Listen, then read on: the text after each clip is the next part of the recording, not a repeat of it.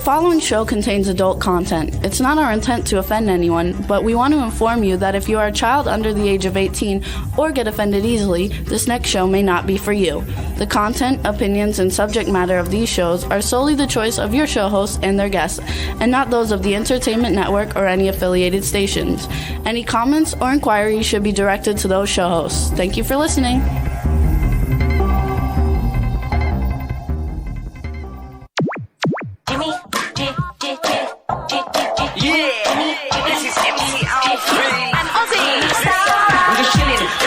Sitting down and designing, where every man never thinking, what are we gonna be wearing?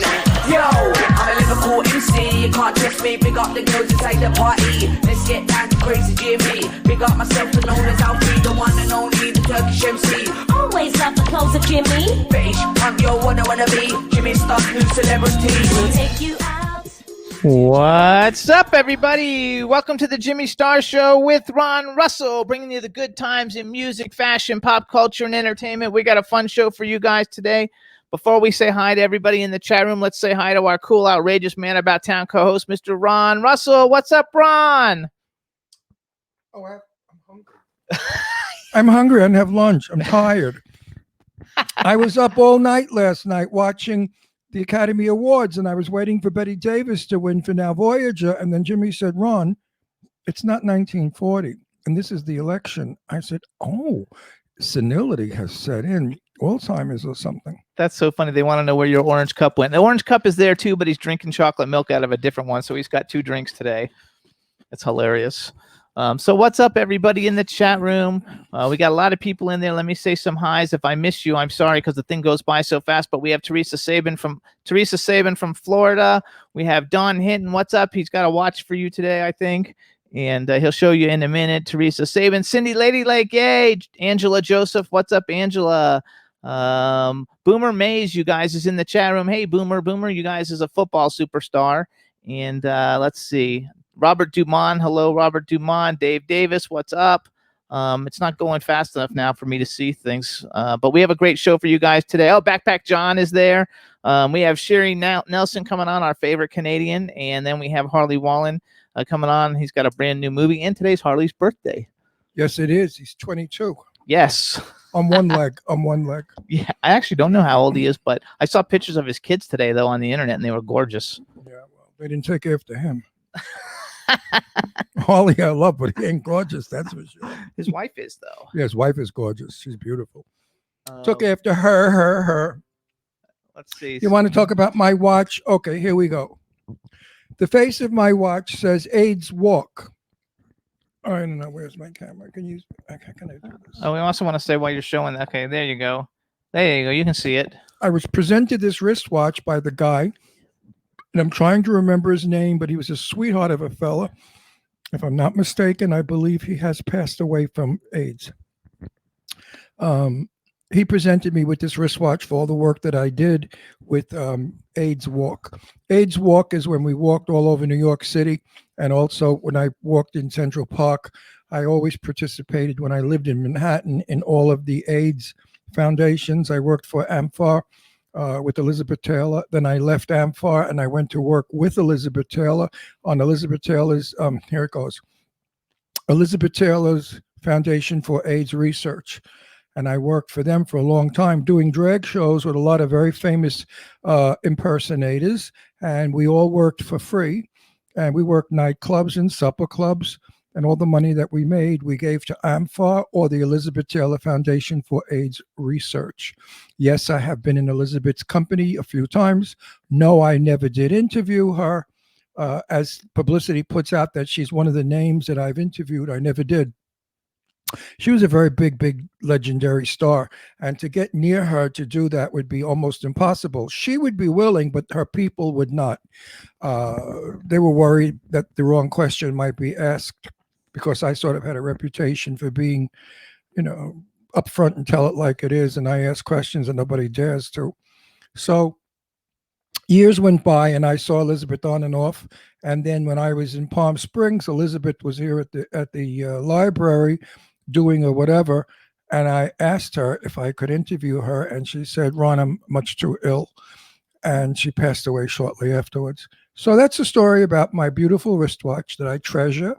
And I'm so honored that they gave it to me for my work in AIDS Walk. So we also want to give shout outs to Oh, wait a minute. One more thing. Oh. Broadway Cares also gave me a crystal paperweight with my name on it. And it said for all the work that Ron Russell has done for AIDS. It's perfect. That's a big plus in my life also, that Broadway Cares did that. So we also want to give a shout out. Danny McDermott's in the chat room, and artist Kim and Diane. I don't know what Diane's Repetto or something is in there. Hello. And everybody loves our shirts today. So mine's got stars on it. I like shirts with stars. Ron just always looks handsome and beautiful. No, I cut my hair. It looks like shit. He doesn't like his hair. Do you guys like his hair? I think it looks fabulous. Oh, B. Claudia just joined us too. Hey, B, in Germany, how you doing? I look like I had brain surgery and my head swelled up. There you go. And see, I wore a different watch today. What do you got on yours? Mine's a plastic Gucci watch. Oh, how crappy is Gucci? I mean, how I love Gucci. How yucky. It's from the good old days. You know, I once wore Gucci in 1973. I had only because I was at Gucci with a friend of mine and I fell in love with it. It was a safari suit, khaki pants with the khaki short sleeve jacket, and it had epaulettes on each shoulder, and they were the color of Gucci. So I thought, not too many people are going to get the colors and put it together because it could be the Italian flag. And I wore that thing to death. And every time I wore it, they'd say, "Oh, you're wearing Gucci. Show off Gucci." So I ripped the friggin' epaulettes off.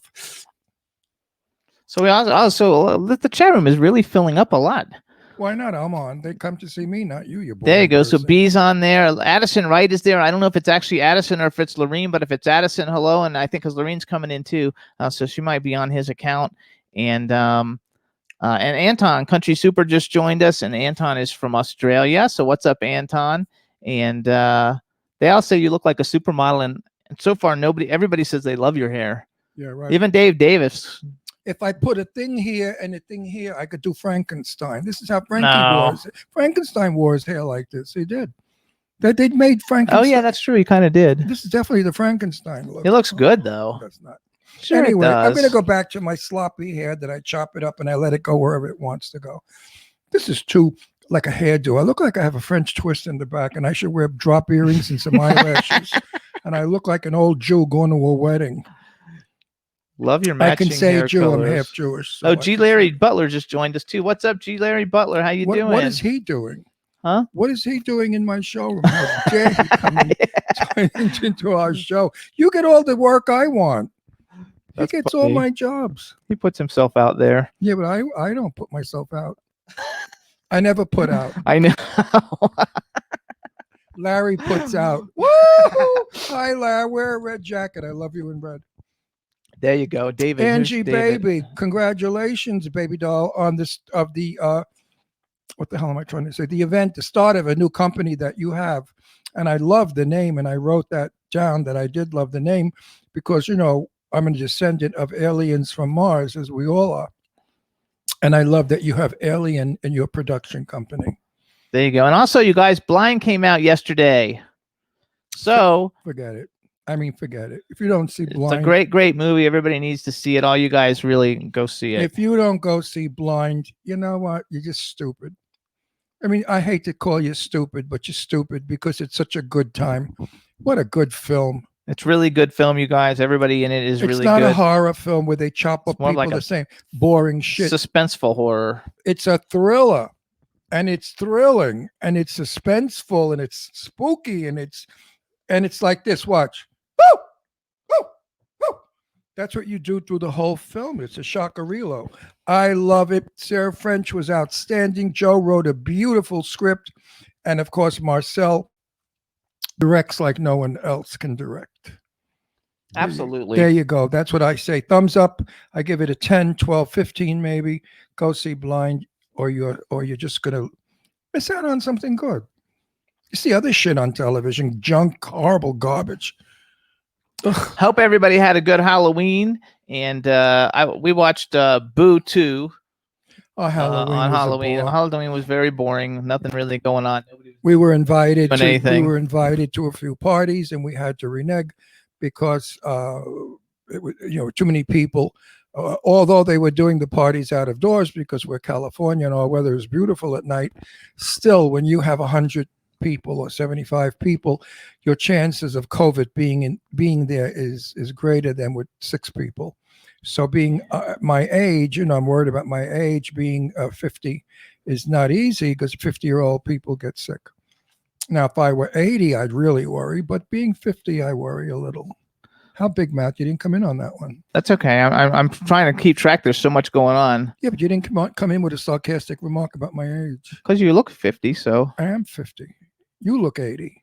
That's okay. I don't care. I'm 50. I married an older Which, man. by the way, you guys, thanks for everybody with all the nice messages about my knee. My knee's doing, better. It's painful and everything. But one good thing about it is that I lost 11 pounds so far because I'm not eating as much junk and candy and ice cream and all that shit. Because Ron and I are both like eating healthier and taking care of ourselves. I've always eaten healthy. You're the pig that brought the shit into this house. I know. Well, I like don't junk. eat junk. I mean, Cheez-Its was there, and I'm starving because we have nothing else in the house for lunch. We have to go food shopping, and I'm desperate, and I needed some carbs. So I was eating Cheez-Its at the opening of the show because I was, fainting, dizzy. You got to eat, kid, or you have no fuel for the fire. We've been eating a lot of salads and stuff, though, and we have not been eating cookies and cupcakes and all that kind of like stuff. And and it really does come off of you because I can barely walk and I'm still losing weight and I'm not exercising because I can't even because walk. Jimmy has to get back on his knees so we could have a living. You make a living. Otherwise, we're going to be very poor if he can't get on his knees. Yeah, right. Nix the junk, drink water. We do drink water. Oh, I drink tons of water. I drink everything. Everything. I mean, I was always very healthy. I think that's why I'm where I am today at 80 years old, and I'm healthy like I am, God bless, and I jump around and move like a young man. So I don't know what happened to aging. It just didn't hit me, and I hope it never does until I kick the bucket. Here's how I want to die one day. On stage, jumping in the air, doing a pirouette. And then I drop dead in the air and I fall on the stage dead. And that's a beautiful way to die, flying in the air in a pirouette. Yeah, No? that's nice. Yeah. At 98. I just want to be underneath you, looking at you do a pirouette. I don't know what the fuck happened. You don't now. even know what a pirouette is. Yeah, it is. That's like a ballet thing. Yeah, it's a ballet thing. I remember when I was a kid, I always wanted my sister's ballet toe shoes. She had this doll, and it was this pink. She had a pink crown and a pink suit, and you pushed the button on the crown, and the doll did pirouettes. And it was awesome. Did I marry an Erie Fay or what? Erie Fay is Pig Latin for fairy. That's funny. Boomer says use Epsom salts. I'm not allowed to take a bath with it yet, but I will use it once I can. G. Larry Butler once says, "Let's go climb a mountain together," and to that I say, "Fuck that." that was a joke I used to do in my show. When I was impersonating Jane Russell on drag, I said, and the other day Marilyn Monroe came over to me and she said, "Jane, what can I do? My lips are chapped." So I told her, sit in a bucket of Epsom salts. You get it, Jimmy? Yeah. That joke in 1962 was a very funny joke. It was extremely risque, and people were shocked that I would say things like that. Today, if you don't do curse words and dirty stuff, nobody gets it. But back then, if you said just the littlest thing, everybody would go, "Oh," in the audience. They go, "Oh, you're naughty, you're naughty." I said, "Yeah, your ass is naughty. You should hear me in private life. You'd drop dead." That's hilarious. If you ever heard the way I talk in my private world, every other word. Actually, you don't talk that different. No, every other word is fuck. Every other word. Jimmy Starr, in private life, every other word is fuck. I'm not lying. He puts a fuck in between everything. I'm trying to work on that though. But it is true. I do drop quite a bit of F-bombs in my everyday world. F-bombs. Now he's so Mary Fairy, quite contrary. What F-bombs? Fuck. That's what they're called, F-bombs. If you know the meaning of the word fuck, F-U-C-K, it's no big deal. Fornication under consent of the king. Yeah, that's all. It's about the king that wants to get laid. I mean, it's no big deal. That's right. It's no big deal. I mean, everybody makes such a to-do about it. Ooh, today, everybody's sensitive. You can't say a goddamn thing. I wrote on Facebook the other day, years ago, we had Don Rickles and Joan Rivers. Their humor was hilarious because we made fun of each other and ourselves. Today, Don Rickles would be thrown out of a nightclub and beaten up because of his humor. So many other, Dean Martin had that sort of humor. So did Frank Sinatra. So many people that I've known or met or heard had that sort of humor back in the 60s, 70s, and 80s. Now humor is stupid. I mean, it's not even funny half of the crap they say. These stand-up comics. The only one who I do love is that black gal. What's her name? I love her. Oh, you like Wanda Sykes? Wanda Sykes is my dream girl. I love Wanda Sykes. Yeah, you guys tweet to her. We'd like to get her on the show. Let's have Wanda on. I tried to get her once and we didn't get her. I'm gonna call that bitch and say, listen, get her on the show. Then she'll come because I talk her language. Wanda Sykes is hilarious. Her voice is wonderful and her delivery is absolutely perfect. You gotta love it. Oh, I crack up from Wanda Sykes. I absolutely lose it when she does her crazy stuff. I think but she's the last of the Mohegans, and I don't think she's working too much anymore because I think she's upsetting a lot of people too. So it's all good. So now we're gonna bring in our guest. What do you think? Which one? Sherry Nelson. Oh, that's a good one. Okay, so you can go ahead and let her in, you guys. Oh my God. Oh, I was singing, you prick. Okay, go ahead, sing. Sherry, baby. Sherry. Won't you come? Wait, don't interrupt my song or I'll rip that hair out of your head and smack you all over that room and then I'll have to kiss you to death. Now listen, Sherry baby, won't you come out tonight? But that's the lyric, I've changed it. Sherry baby, won't you come to America tonight? There you go. But you had to jump my line, you big mouth broad. What's going on with your show? Hang on, let's introduce her. We got to introduce her. Knows I know everybody knows her, but we need to introduce her to be prim and proper. Don't forget, the first time we had Sherry on our show, we didn't have video going, so this is the first time people actually can see her and everything on our show. Why do you have us look like we are in an airplane? And look where you have the camera. You got to lower it. Oh, I did that because it was cutting off your hair because it's so high. No, but show cleavage. Oh. So everybody, now we want to welcome to the Jimmy Star Show with Ron Russell, the incredibly talented and gorgeous actress, model, TV host Sherry Nelson. Hello and welcome to the show. I'm so happy to be here. You guys are my American family, and Ron, you're still magic, and I apologize for cutting you off. That was a wonderful ceremony. Hush, I'm teasing. So Ron. Wait a second. She knows where. Let's cut. Wait. Oh, we got to do the introduction. We have to I'm Ron Russell. Who are you? No, hold on. Are you a drag queen? No. Listen, we have a chat room literally filled with a zillion people. All countries are represented. So just say hi to everybody in the chat room. Hi, everyone. Thanks for coming. Yeah, there you go. Now they I all want love to say you. my piece. Okay. Sherry is gorgeous. Sherry is sweet. But there's one thing that people don't know about Sherry. She's got a heart as big as gold. She gave me the front end of my car when it was in an accident. She constantly sends beautiful gifts. She sent Jimmy some beautiful things. I mean, she's the most generous. She gave the one that gave me the wristwatch that you like your joint on. Sherry is a one of a kind. And if good gets good, as I believe, Sherry's going to get great because she's great. That's it. No, I always, you guys are my bright light, and I know you guys had a tough couple of weeks and you've had a couple of hiccups with your car, and there's nothing better than hearing someone so excited once you surprise them with something they don't expect. So, I know people, I don't know, I don't like to receive, I like to give. And, in America, my goodness, you guys have a lot of assortment of fun things to give. For Jimmy's birthday, there was that deli place and they were closed, and he was such a good boy. He goes, "We'll stay open." And they sent you that birthday meat platter for you. So, God bless America. Thank you. It was awesome. And the fruit basket you sent from my knee surgery was awesome. I ate all the fruit. Now, it was awesome. Giving is really very good, but getting is better if it's done right. He's being a perv now. And she's so innocent and beautiful. So you look so gorgeous. Right over her head. I mean, I cannot wait for you to move to our country. I know. Wait. No, I want my father. I want to cook you the most wonderful dinner and have a dinner party. I hope this virus is gone by then, and have a nice party for you so you could meet some nice people. How's the virus in Canada? Like, do you guys still have to wear masks everywhere like we do? Yeah. They recommend us wearing masks. We're having an uptick, but again, we're in that flu season, so I'm not sure if it's the COVID, the flu season. It's getting colder, and so. But yeah, I get nervous when I hear about them saying, "Oh, the border might not open now until the spring." I'm like, really?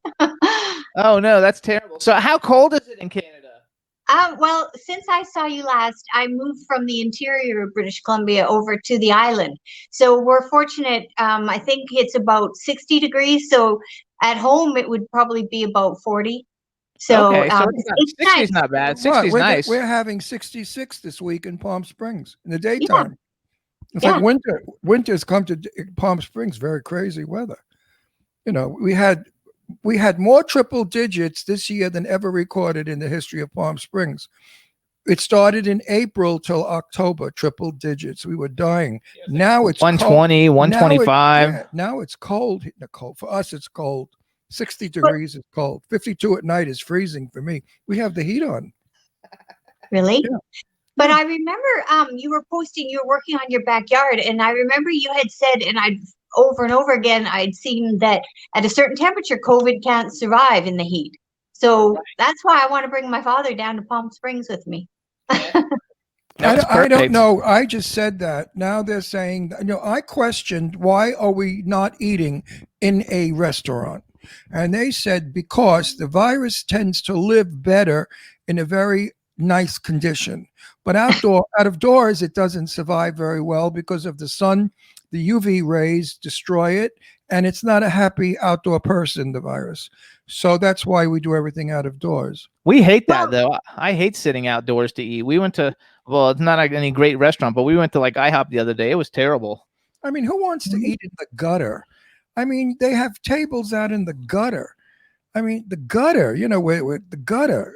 Ugh. We tried to eat at a Denny's on Saturday, and like the dog, Astro, like walked on the concrete. Tar. On the tar. It's all like on tar, and then you pick him up and he gets black stuff all over you. No, he jumped on my beautiful cords, my olive green corduroys, and there I had black feet prints of the dog all over my cords. Then I put him on the chair next to me, and the chair was full of his paws. So when the waiter came over, I said, "Do you have a different table for us?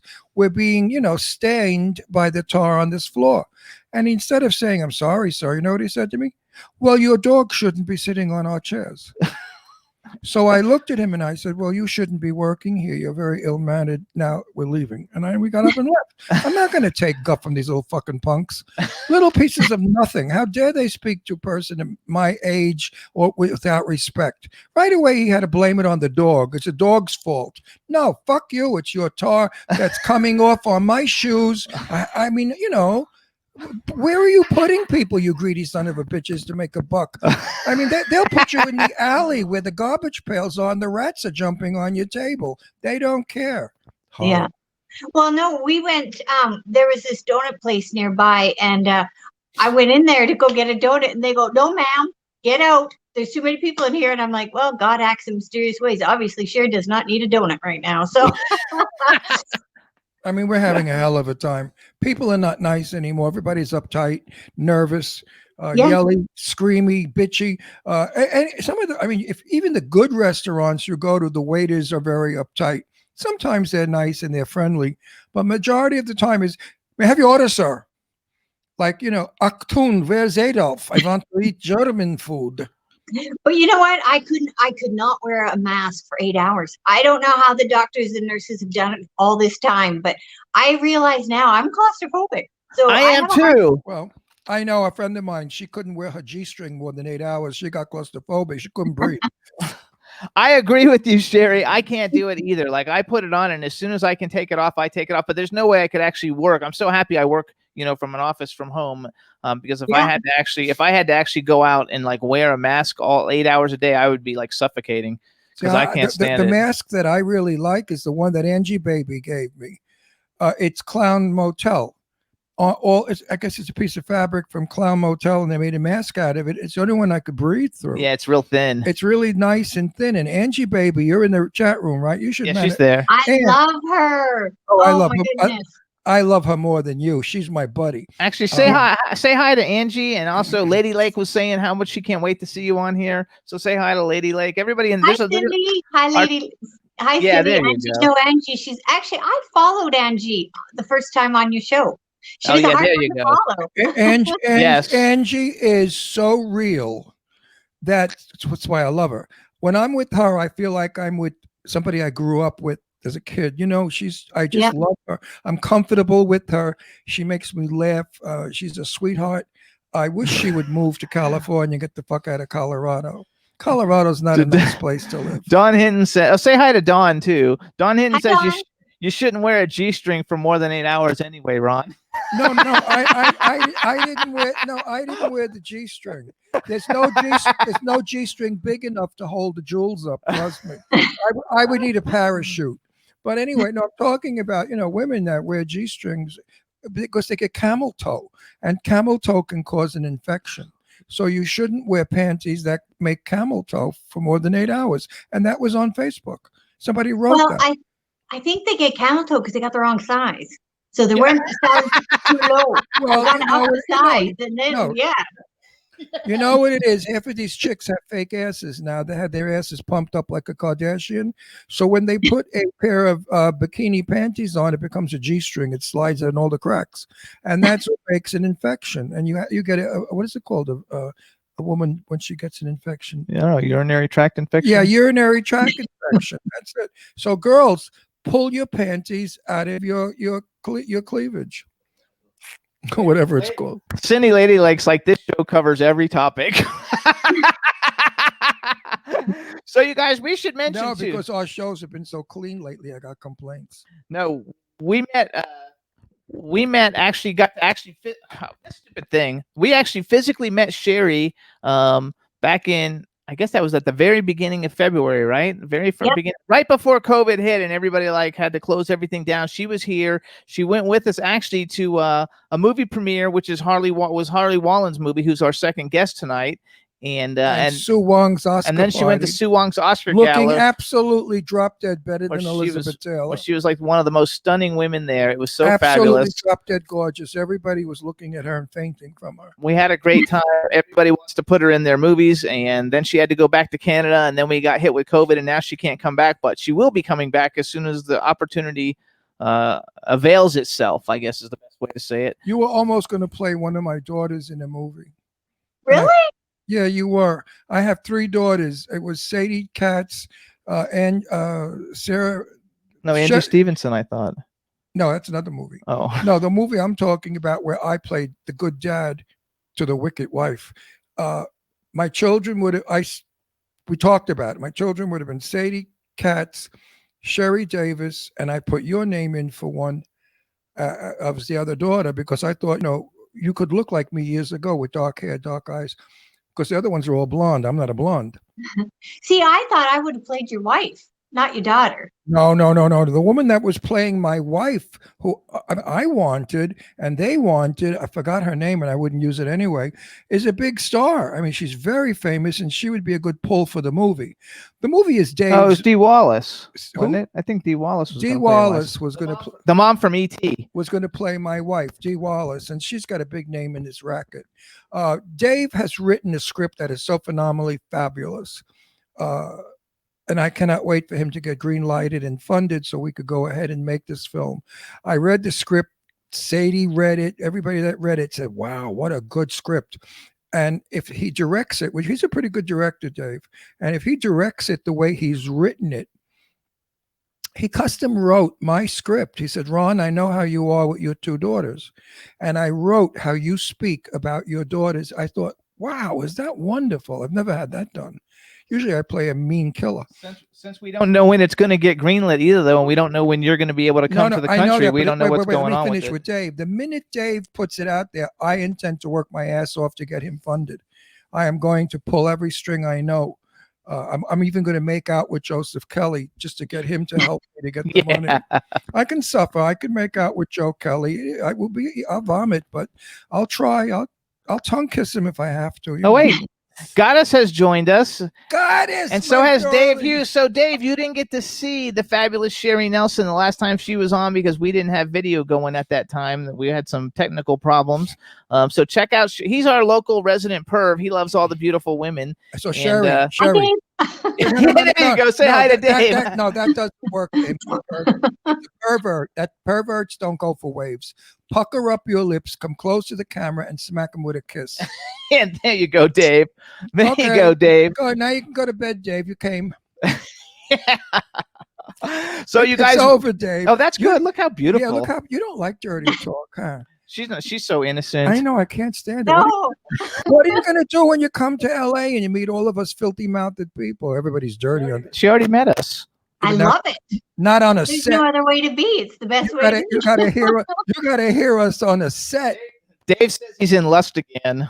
Dave is Dave. No, he said lust. I know, but Dave only wanted Sadie Katz. He's got a thing for Sadie Katz.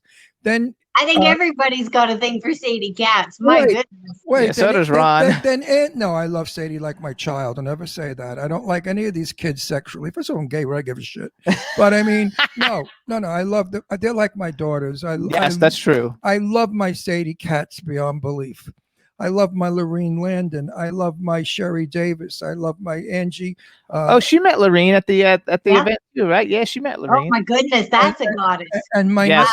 my newest love is Angie Stevenson. I adore her. She's fabulous. I don't think you met her. And if I've left out any names, please, it's because I forgot. But I just love my Hollywood No, friends. we love Felissa Rose Oh, I love and Felissa. Sherry Davis. I And said you met Sherry. Sherry Davis because she was at the Yeah. Oscar gala with us. Sherry Davis is the flat-chested one that has Yeah, right. no boobs at all. Yeah, no, it's hard to stand next to Sherry. She's pretty phenomenal. Actually, I got a note from her. She goes, Sherry, I want to come move to your house. So I said, come on. I know. You know, she was looking for a roommate. You'd have been a perfect roommate for her. Yeah. And she's got a nice place here also. You really should contact her and say, listen, kick the other one out when I come to the country and I'll move in. That's Hollywood. That's Hollywood style. You know, we stab somebody to get their part. Well, kick her out to get you the room. No, And I actually, living with Sherry is a delight because she's the sweetest thing in the world. The people in the chat room actually know who you know and who you don't. They're all like, "Oh, we know who she met at the Oscar gala. We saw the pictures.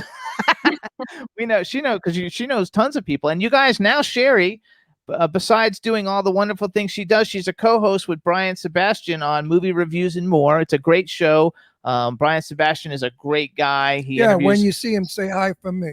Of course. Actually, you guys still hold the record for the most views. You guys are still at the top. You and Eileen Shapiro are neck and neck for the most views on the show. So, There you go. Wait, you mean Eileen Tits Shapiro? yep. Well, we're going to have to come back on because Brian is a cool Yes. guy. I liked his show a lot. It was comfortable. No, he's a cool And guy. now that you're Yep. there, we can come on and give you a rating. You know, boost it. Yeah. So listen, I don't know. I gotta phrase this properly. If you could come, how soon would you do it? An hour America- ago, To I'd United. come right away. Okay, good. Dave likes that you come fast. Yes. Dave, Oh my God, that's Sherry, terrible. I love you. I'm gonna keep Look you. at Dave Hughes is like laughing his ass off in the chat room too. Sherry, you are absolutely divine. So wait, let's go back. Let's do some little promo for her and Brian. Yes, promo her to death. Okay, so first of all, you guys, Brian Sebastian, he interviews all kinds of people. If you follow him on Facebook, I mean, he's got like Simon Cowell, like huge people. He also does a lot of great up and coming people, a lot of like physical fitness people, which I guess you're kind of like one of the physical fitness people, right? Because you're in great shape. Well, Terry Marie, my co-host, she's the fitness icon, but yeah, no, we try to do things where people can gain, enlighten themselves on, this COVID lockdown. Well, how can people get back into getting healthy? But we have like you, similar, we've had some great entertainers on. My most recent one was Kenny Aronoff, and that was it was so fun.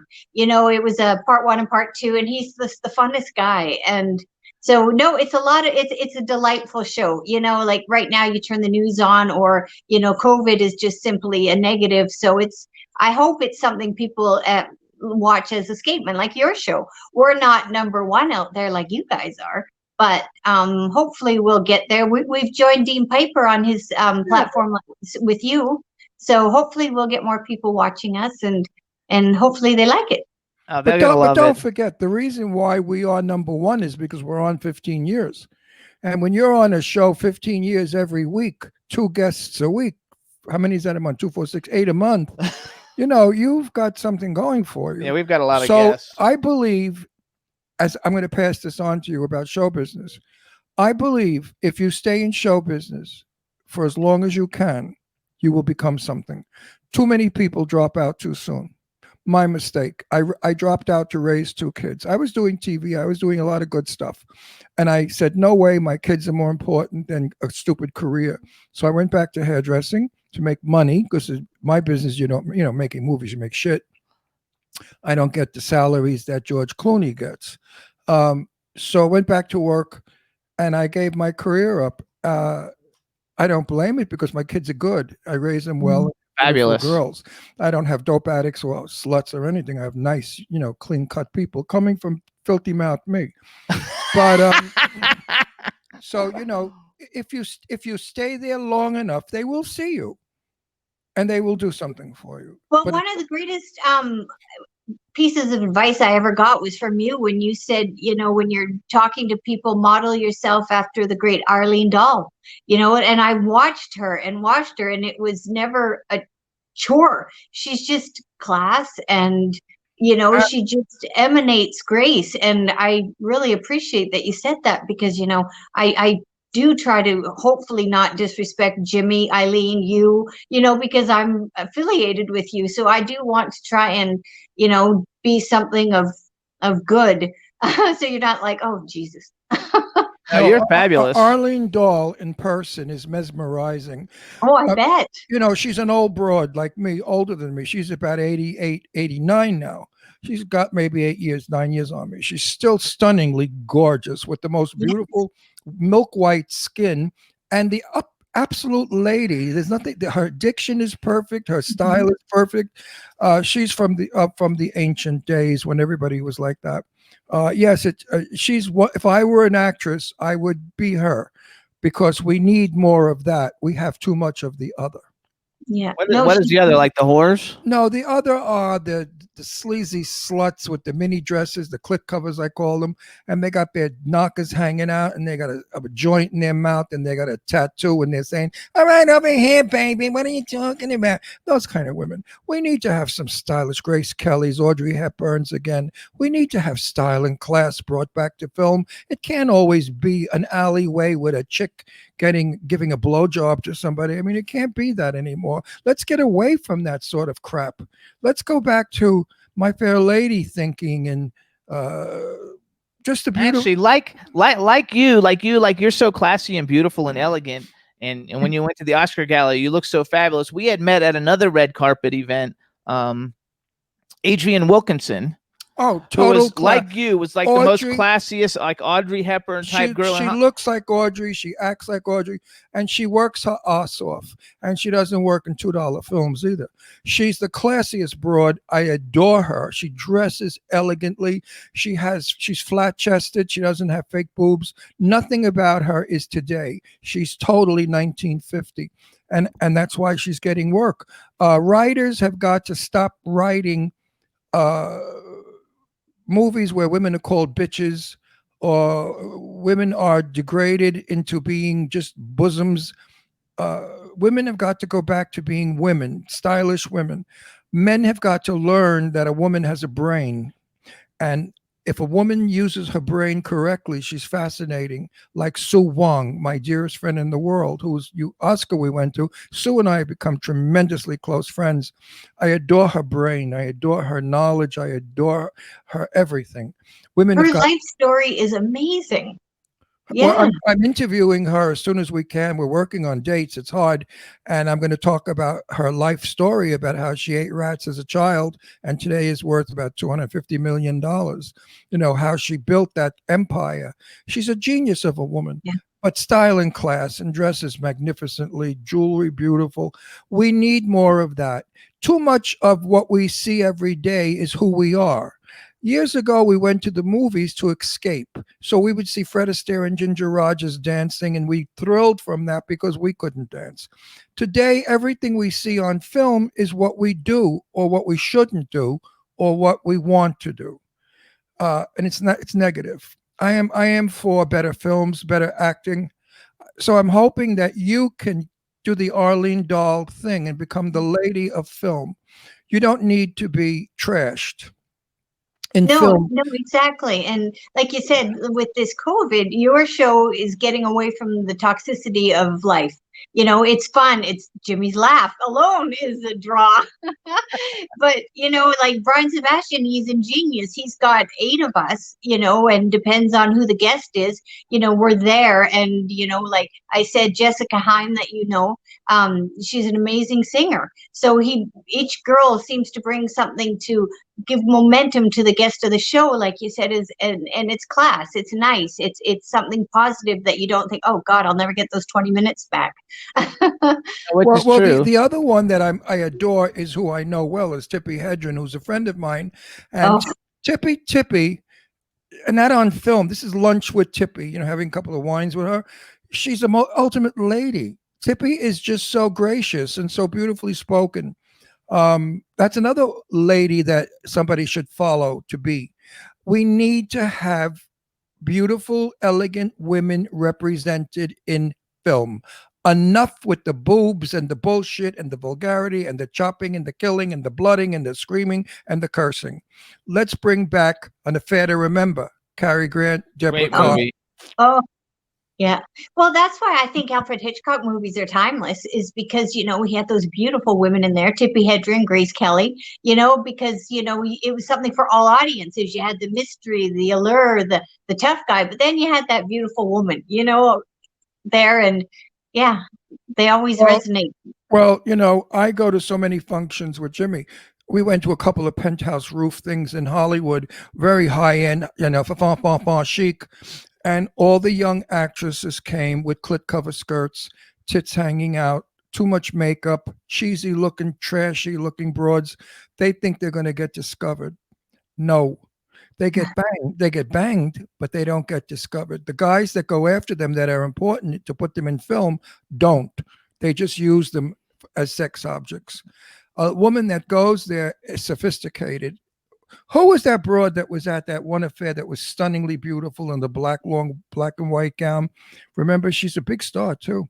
She's in something. I forgot who she is. Stunning looking woman. I had to go over to her and I said to her, "You are absolutely stunning, chic and fabulous." She said, "Oh, thank you. I wasn't sure. You know, I just had my hair cut and my gown." I said, "Leave it. You're wonderful." That was at one of Harley's premieres. Yeah, Harley's premiere. She wore a black and white gown, tall, thin brunette, stunning woman. I couldn't get my eyes off of her all night long. And the cheesy broads running around in the tinfoil dresses, you know, they didn't get anywhere. They all grouped together 2 or 3 like silly bitches, and they're drinking and they're drunk and they're laughing. That's not what the business is about. You're never going to be Marilyn Monroe, so give it up. You know, Marilyn never did that, by the way. Marilyn always dressed sexy, but she was demure. She dressed well. So that's my advice to all of you out there. Get over the thing that you think you're going to be the next sex symbol because you look like a tramp. And you want to like have a career, you need to like present yourself in a way that looks like you're going to have longevity for a career. Same thing for guys. Don't go out there with beards and weird hair and stuff like that.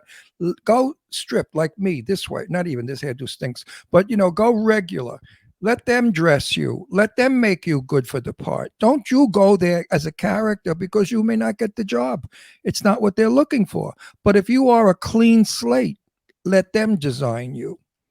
Well, right? In honor of the great Sean Connery, look at him. There's nothing greater than a man in a tuxedo. And I remember the night that I met you, and I didn't know that you were with Jimmy. And for anyone out there that sees Ron Russell in a tuxedo, the tuxedo was made for you. You know, you, so Johnny, Jimmy, it's just class. You know, like I know we all like the tough, rough guy, but a man in a suit, wow. Yeah, but that tuxedo, when I opened the shirt and my strapless bustier was showing, wasn't so attractive. Yeah. Oh, I didn't see that. No, I love wearing a tux. I think wearing a tux is a style to wearing a tux. There's a way to wear a tux, and it's in the attitude. If you wear a tux incorrectly, you look like a waiter or a maitre d'. But if you wear a tux with authority and you own the suit, it shows in how You're right, though, Sherry. He's gorgeous in a tux. No. Yes. Sean Connery, was an empty blank, and they made him James Bond. He wasn't James Bond in his real life. He was a regular guy, nobody big. I've seen early movies of him before James Bond. He did nothing great. But the minute they dolled him up and made him, I'm Bond, my name is Bond. James Bond, that was it. He was overnight. Yeah. It's going to happen with you. Be the lady you are. Yeah, I agree.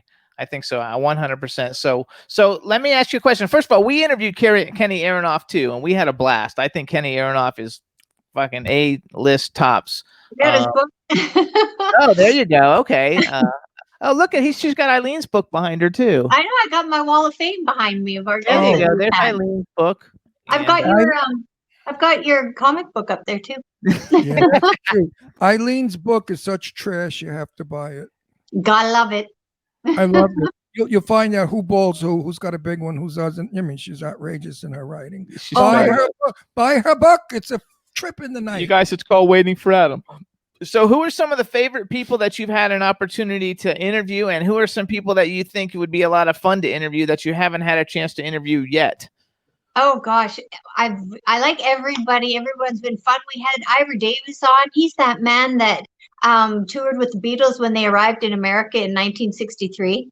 And he was a Western correspondent for the London Times. And he was also at the Charles Manson trial.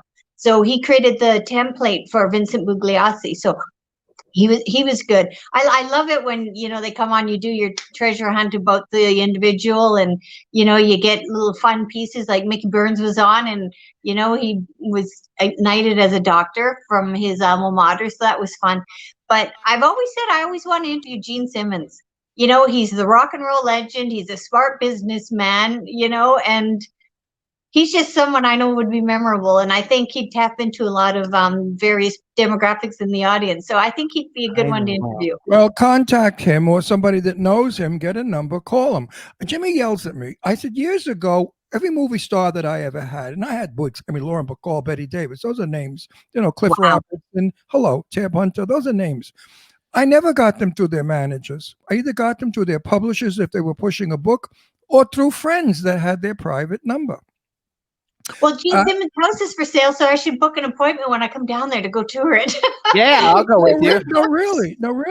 He won't listen to you at that, because then your audience, you're not in the business. You got to get him on a business level. You have to say, hi, this is Sherry Nelson. I have a talk show, and I would love to have you on. I think, blah, blah, blah, blah. Do your own pitching. That's how we got Richard Rico. Ron did it in the bathroom while they were peeing together. We were peeing next to each other. That was a good one. And I looked at him and I said, Richard, why don't you come on our show? And he looked at me like I was crazy. And I said, yeah. And I told him all about the show. And we were just standing there, dick naked, talking about going on. And of course, we didn't look at each other because he's not gay and I don't do that. But anyway, we just bonded right there. And that's how he came on the show. And then we become friends. We did another show that he was on. Love him. Yeah, he's a great guy. But love him. So I'm a huge Kiss fan, actually. I have the all four, they're like 2 feet tall statues of the Kiss ones that's standing on rocks. And you push a button and each one plays a different song. And I've actually met Peter Criss and Ace Frehley. I met Peter Criss and Ace Frehley actually at a convention that I was at one time, and they were like the guests. But I've never met Gene Simmons and I've never met Paul Stanley, and they're like the two biggest stars of Kiss. But I used to love watching that Gene Simmons show with him and his family and stuff on TV, because he's such an icon, and they were like one of the most successful bands in history. And to get him on a show would be super couth. I mean, that would just be like a total win. Because I remember in Maxim they asked us that question. They said, if you're on a long flight, who would you want to sit with you? And I said him, because my goodness, there's a lot of area to cover. Like, the conversation can go anywhere. So yeah, he'd be a definite part 1, 2, and 3 for sure for the show. I want so desperately to get Sophia Loren on our show, because Sophia's made a movie. She's coming back, and I made a movie with her. It would be a reunion for you. Yeah, it would be. I thought you, Jimmy, wouldn't it be wonderful? I started my career with Sophia, and I could end it with my career with Sophia. But there's no way to get a contact on her because she lives in Paris, I think.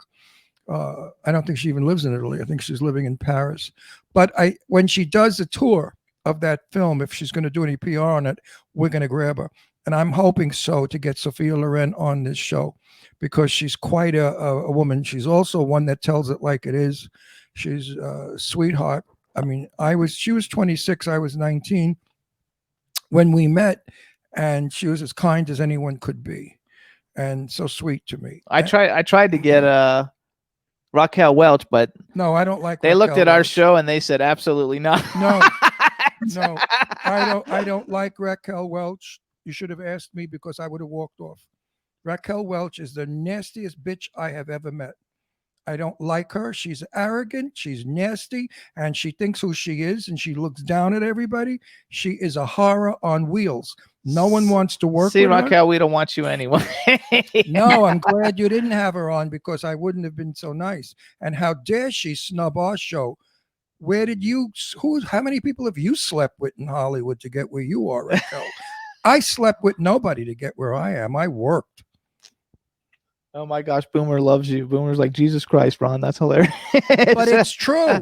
It's true. How many men has she slept with to get a role in a movie? I've slept with nobody except, Joseph Kelly. He keeps asking me, but I turn him down. Yeah. Who's Boomer in the room? Boomer Mays. So I Boomer Mays. know Boomer. Yeah, I know he's on Twitter and he's a free agent great. in the NFL. Football. Great guy. Yes, football, big football plaire. No, I know him. He's great. Yeah, he's like super fun. So so Eddie Davis, by the way, hated her. So so Gene Simmons is your male. What about if you could interview a female? Do you have a female that you think would be fun to interview? Angela Bassett. I just love her. She wow, plays so good. strong. Yeah. No one Who? Angela Bassett. She's the one that played Tina Turner, right? In the Tina Turner story. Yep. Yeah. She's a great actress. Fine, great actress. She's strong. I love her. Yeah. I'd like to interview her. Dave Hughes says he slept with so many women and he ruined all their careers. Yeah, because he gave them all chlamydia. Yes, disease. He gave them all the clap. That's freaking hilarious. Ron Russell, who would you want to interview? Who's your goal? Oh, I said Sophia Loren. I want Molly Ringwald, and he thinks that's funny because she's not that big a deal. But Molly Ringwald is my favorite. To me, she never worked for me. As a man, the male I would like to interview would be probably George Clooney, because George is another guy that tells it like it is. He's down to earth. I know many stories about George because we share a mutual friend, and I won't go into the stories; they're personal. But the stories that I'm told about George, he is absolutely a riot. He's hysterical. One story I can't part with. A friend of George's came from New York to LA and he stayed with George and he brought his cat. And the cat wouldn't make duty. So, I didn't want to say take a shit, okay? I want to So the cat wouldn't make duty. So George knew about this. The next morning, George made a poop in the kitty litter box. And when the guy came back, he said, "Oh my God, my dog made a poop. My cat. You got to see the size of it."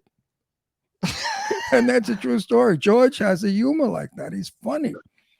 He's a funny guy. My other one would be Charlize Theron. I would love Charlize Theron. She's now that's probably a my class number act. one. That's a class act. Charlize is class. She's sexy. She's sexy in a way of not like a $10 broad. She's a class act. That Charlize is magnificently beautiful. I would love to have her on the show. So hold on, you guys. I want to do a quick ad real quick while we have Sherry Nelson on the phone because she's participating in this event and you and I are participating. Oh, yes. By the way, event. I want to say the Cheez-Its box I had on the beginning of the show, we are not their sponsor. I mean, they're not our sponsor. So you guys, listen up, everybody. So on November 24th, Soho Johnny is presenting Let Me Help Inc. Celebrity Benefit Concert. It's from 7 p.m. to 1 a.m. Eastern Time. I believe that's on a Tuesday. And you're going to go to iConnect.tv and go to the website. And there's going to be a 6-hour concert raising money to benefit people who have been either bullied or have cancer or who have had bad things happen because of COVID-19. So it's a benefit concert to raise money. Here's just a few of the people that are going to be involved in this event, including Sherry Nelson. And Ron and I are going to be in the event. We have many of these people you guys will know because they've been guests on our show. Ian Guerin, Kim Sledge from Sister Sledge, Andrew Cole, who is the founder of the I'm No Joke anti-bullying campaign, Kenny Olson from Kid Rock's Twisted Brown Tucker Brand, Kenny Aronoff, Leon. I love Leon. We love Leon. Rocky Kramer, Rick Wakeman, Fred Schneider from the B-52s, Scott Page, Sadie Katz, Lorene Landon, Martha Davis from the Motels, Susie Quattro, 10 Years After.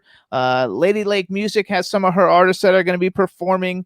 David Martinez, Thomas Claxton, Lori Diamond and Fred Abatelli, Ozzy and Sharon Osbourne, Sir Patrick Stewart, Cedric the Entertainer, Jeff Goldblum, Jane Lynch, Julian Lennon, Verdine White from Earth, Wind and Fire, Kenny Lee Lewis from Steve Miller Band, and there's a whole bunch more. That's just some of them that I wanted to make sure that we brought people in on, and we would love it if everybody would tune in and participate and watch. It's iConcert.tv, 11/24, 7 p.m. to 1 a.m. and the website for the charity is letmehelpinc.org, and it's going to be a lot of fun. You're excited, right, Sherry? Oh, it's going to be the best, and it's for a good cause, and it's going to be a night of energy, entertainment, glamour, and my goodness, we can't really watch sports like we used to, so this is going to be our big event. It's going to be, the rock concert of the year, and and no one puts a better show on than Johnny, and of course Eileen's involved, and she's doing lots, and no, I think it's going to be a fun night, so hopefully you'll welcome us into your home, and you'll enjoy it as much as we will. Yeah, I heard Eileen Shapiro was going to do a striptease. Well, then there's definitely why you need to step in. No, then she called me up and she said, "No, Ron, I'm not doing a strip, so why don't you do it?" So I'm doing it. There you go. Not a pretty sight, but I'm doing it. Actually, he does striptease really good. Years ago in drag when I did. He's good at them. I'm a very good dancer as far as an old-fashioned Minsky's burlesque stripper. I do the real old-fashioned da da da da da, But he can shake his hips really good. Yeah, but not as a guy. I did it as a woman, as impersonating a woman because I'm an actor, not a drag queen. Actor. Also, you guys, you can follow Sherry Nelson in her social media. On Twitter and Instagram, she's XOXO Sherry XO. That's right? XOXO Sherry XO. Did not know I'd be promoting that when I created it. XOXO Sherry XO. So follow her, and you guys want to subscribe to movie reviews and more on YouTube with her. Actually, the host is Brian Sebastian, and she's the co-host. It's a great one. I want to answer a question. How'd you get this gig? Actually, Brian was looking for some lumber, and I used to sell lumber. So then we were talking about lumber, and Trixie Gwynn, one of the co-hosts, she said, "We got to get Sherry on as a co-host," and so they invited me on one day, and I've been there ever since. Wood is good. So it was wood that brought you together. I always said a woody can make anybody That's happy. right. Wood is good. Isn't that funny? A woody is better. You guys look at her, how gorgeous she is. That she used to sell lumber, for God's sake, and now she's going from selling lumber to the glamorous world of Hollywood. No, she used to sell lumber. Now she gives woodies. They're in the Lady Lake. They're like, yes. When you look at Sherry, you immediately think of lumber salesman, right? No, guys look at her, they think of Woody. That's for sure. Dave sure is. Dave Hughes is definitely thinking of Woody. Thanks, oh my Dave. gosh! Boomer Mays just followed you too. I think she says she's following you on social media. So you guys, her Instagram is awesome.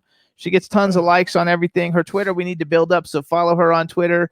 And so who do you got big and exciting coming up on the show soon that you're going to interview? Oh my goodness.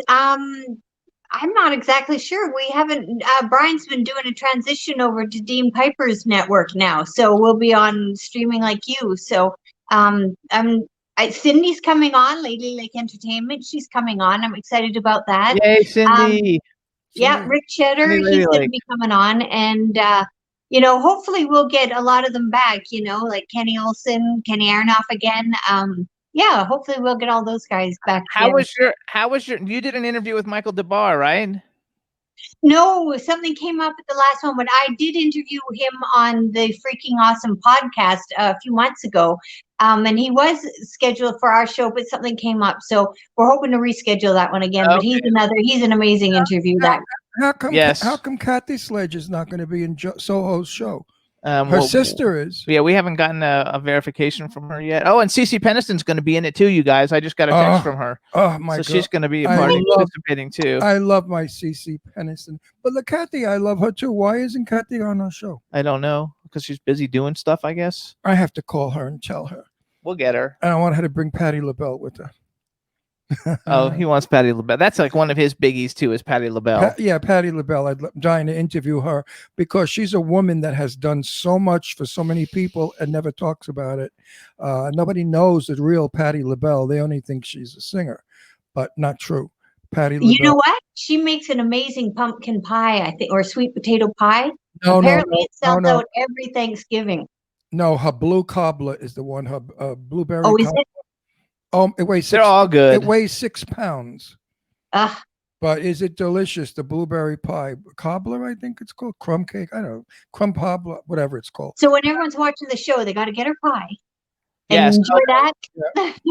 Her pies are fabulous. Okay, they're her grandmother's recipes. You know. Did you know that?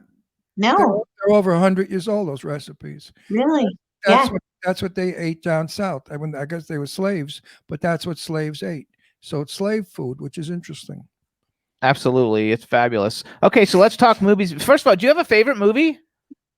Tequila Sunrise. I love that movie. Oh my! Who's in that? Mel Gibson? Mel Gibson, Michelle Pfeiffer, Kurt Russell, I Raul love Julia. I love Raul Julia. I love Michelle Pfeiffer. She's like one of my more favorite actors. She's an interview. Yeah. Yeah, she would be a fun one to interview. Kurt Russell's nice. I met him and his wife, Goldie Hawn. They live here sometimes. They live in Palm Springs. I met them in Barnes and Noble. And there's a really good movie out about his father. He created the minor league for the baseball in Oregon, and it's on Netflix, and it's amazing. It's the best. Kurt Russell's in it. It's not a movie. It's a documentary of actual video and clips from the, I think it was in the 70s that he took over the baseball, and it was, it was a motley crew of players that were rejected by the major leagues, and they were just the most popular team. And you got to watch it. It's great. Well, they're a very nice couple. They're very easy to see in Palm Springs. They're all over. They live right across the road. There's Palm Canyon Drive. They live on the other side of Palm Canyon Drive, walking distance from our house. And she's sweet as anything. She's very nice, Goldie. She's smiley and happy. And Kurt, I love her too, actually. And Kurt is, kind of serious, nice. They had just come back from skiing in Aspen when we were chatting. Lovely people. I like that Goldie Hawn movie where all the wives go after the husbands who are cheating on them. What's that movie called? First Wives Club. I love that movie. Yeah. Do you ever see Suzanne Summers? She lives here. I've never seen her. I saw her, not now. I saw her about 15 years ago. It was about 50 when I lived here before, when I lived in Mountain Gate, and she was in town walking with another friend, and she was all right, I mean, I didn't jump her or talk to her. I just looked at her and smiled and said, "Hi, Susan," and she looked at me. She said, "Hi," and I kept walking. A lot of famous people have houses here. They're all over the place. So there's a lot of them. So you see a lot of them all over the place. I see so many movie stars here that I know. Or I knew and all the soap opera Barbara stars. Sinatra's dead, and I knew her. You got Judith Chapman comes to your home, and I love her. Yeah, Judy is a doll. We love her. Oh, we have all the soapies. Bobby Eakes, who now moved to Georgia. Judith Chapman, Tristan Rogers, Sean Kanan. They're all off. Yeah, they all come here. They're fun. We hang together, but there's more than that. There's a lot of movie stars here. I can't think of one now. I know, now that we're trying to think of them, I can't think of them either. I see them in town. I see them in the supermarket. I see hello. John Barrowman lives here. Yeah, we see him. Yeah. Oh, yeah. Wow. Yeah, we see him all the time. We run into him in the parking lots. Always at the grocery store. We see him. Yeah, I mean, it's Palm Springs is a very small town. Actually, John Barrowman was on our show, and he's still our in 13 years. He's still our #1 show. It got 10 million plays. Oh, that's for right. one show. Oh, yeah, People like loved him. Ruta Lee lives here. Ruta's not far from us. If anybody knows who Ruta Lee is, why can't I think of all the movie stars that are How here? about my good friend Garrick Lee? You guys, What? I like him. I miss him, Garrick. Oh yeah, Garrick's here. Garrick is good. Garrick is he's doing his Loretta Christensen son show, Yeah. which I adore. I laugh my ass off from that show. I think it's crazy, and he does crazy, and I love crazy. Garrick is good. We don't see Garrick. We don't see anybody. Nobody. Yeah. Everybody here is afraid. Yeah, but nobody goes out, so we don't have since COVID. We haven't seen anybody. I haven't seen or heard from Teresa Rogers, Tristan's wife, in months. And she's off Facebook and she won't go anywhere because she has her mother living with her, who's an older woman, my age, and her husband, who's 73 years old, Tristan.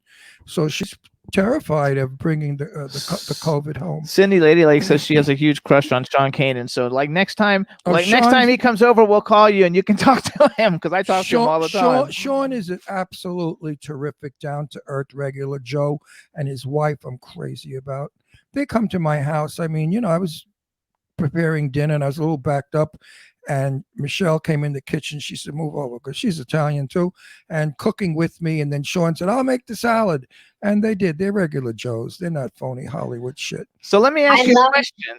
Let me ask you a question, Sherry, though, because we have another guest calling in a minute. So did you ever think that when you entered that Maxim modeling magazine contest that your life would change so drastically? Not at all. No, I know. It's funny because when the contest started again, I usually get a note from some of the contestants wondering what to do. And I said, well, all I wanted was if you Googled me, you might see a nice photo of me online. That's all I hoped for. But, I'm happy I did it. But everything changed when I met you, Jimmy. So you're the man that changes the trajectory of everything. Well, I don't know about that, but I think I know about that. No, it's true. Try living with him. He is a controller. He tells me what to do all day and night, like I'm a senile, retarded old man. In my office all day working. No. When you get up and you come in the kitchen, you start throwing orders at me, Adolf. And I said, listen, we killed you in the Second World War. We don't need you again. Yeah. But I ignore him because I do what I want. The chat room loves you. Do you think that my brain is going to be twisted around by this guy? Never happened. Nobody was able to. Ron Russell does his thing, says what he wants, and if you don't like it, go away. Change the channel. You have an option. Jane Russell used to say that to me all the time. My loving, sweet, darling Jane Russell. I love her. Oh, I love her more than anybody. She used to say to me, Ron, if they don't like it, tell them to change the channel. Yeah. Jane Russell and my grandma, I swear they're soul sisters. My grandma was kind of like that. I love Jane was very outspoken like me. Jane and I were really related somewhere in the world years ago because we were identical in our thinking, our likes, our dislikes, our political views. Everything was absolutely the same. She was quite an intelligent, honest, true blue person. I've never met an actress of that caliber because she was a super legend in her day. That was as down to earth, and she never got screwed up from it. It didn't burn her brain out and make her think she's a star. She was no Norma Desmond, that's for sure. So I want to say, because the chat room, I think that, meeting you was definitely like a wonderful thing. I think you're a wonderful person. You've got so many great things going on. I also think you've developed a huge fan base. I mean, people in the chat room, all they're writing about is how great you are, how nice you are, and how you're real and down to earth and everything. And so I think you're going to go a long way, and we're very happy that we know you, and we think it's freaking wonderful. So we want to thank you. Well, I'm waiting for the day that you're here so we could be together. Knowing you, yes. I want to ride in your car. I want to dance with you. Those are my twos.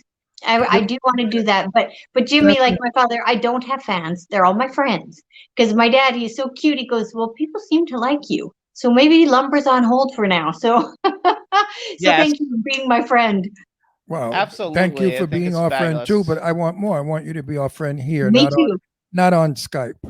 Or yes. What are we on? StreamYard. What are we on? StreamYard. Whatever the frick we're on. So you guys follow Sherry Nelson. Instagram and Twitter is both XOXO Sherry XO.